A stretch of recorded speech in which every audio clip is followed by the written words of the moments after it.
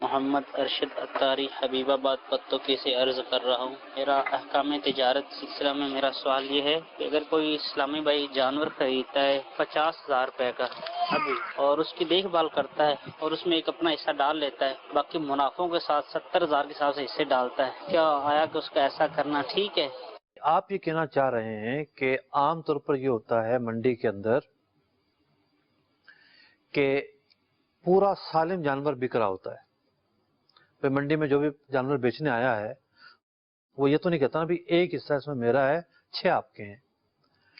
وہ پورا جانور بیچنے آ رہا ہوتا ہے۔ آپ کی صورت یہ ہے کہ آپ کی صورت کے اندر آپ پورا جانور فروخت نہیں کر رہے، بلکہ آپ نے جانور پالا ہوا تھا اور اس میں آپ نے یہ نیت کی کہ 6 حصے میں اس کے بیچ دیتا ہوں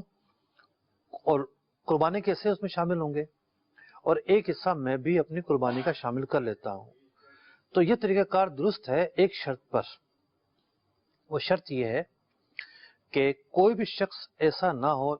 جو 6 حصے جب فروخت ہوں گے، جو لوگ 6 حصے لیں گے، کوئی ایک شخص بھی 6 حصے لے سکتا ہے اور ایک سے زیادہ بھی لے سکتے ہیں، تو کوئی بھی شخص ایسا نہ ہو کہ جس کی قربانی کی نیت نہ ہو یا اس کی قربت کی نیت نہ ہو۔ مثال کے طور پر کسی کی عقیقے کی نیت ہے تو وہ بھی حصہ لے سکتا ہے اور پھر ایک حصہ عقیقے کا اور باقی قربانی کا، یوں بھی درست ہے، کوئی اس میں غلط بات نہیں ہوگی۔ لیکن اگر کوئی ایسا تھا کہ اس نے کہا جی ہمارے ہاں تو شادی ہے، ہم نے تو جو ہے وہ گوشت چاہیے ہمیں، تو ایک حصہ ہمارے بھی ڈال دو، تو قربانی کے جانور میں یہ ضروری ہے کہ جس جس کے حصے ہوں ان تمام افراد کی قربت کی نیت ہونی چاہیے۔ قربانی قربت کی نیت ہے، عقیقہ بھی قربت کی نیت ہے، اور بھی اس کی صورتیں ممکن ہیں۔ تو آپ بھی جو اپنا حصہ شامل کر رہے ہیں وہ بھی قربانی کا ہے، باقی لوگ جو شامل کریں گے وہ بھی قربانی، تو یہ ٹھیک ہے، اس میں کوئی مذائقہ نہیں ہے۔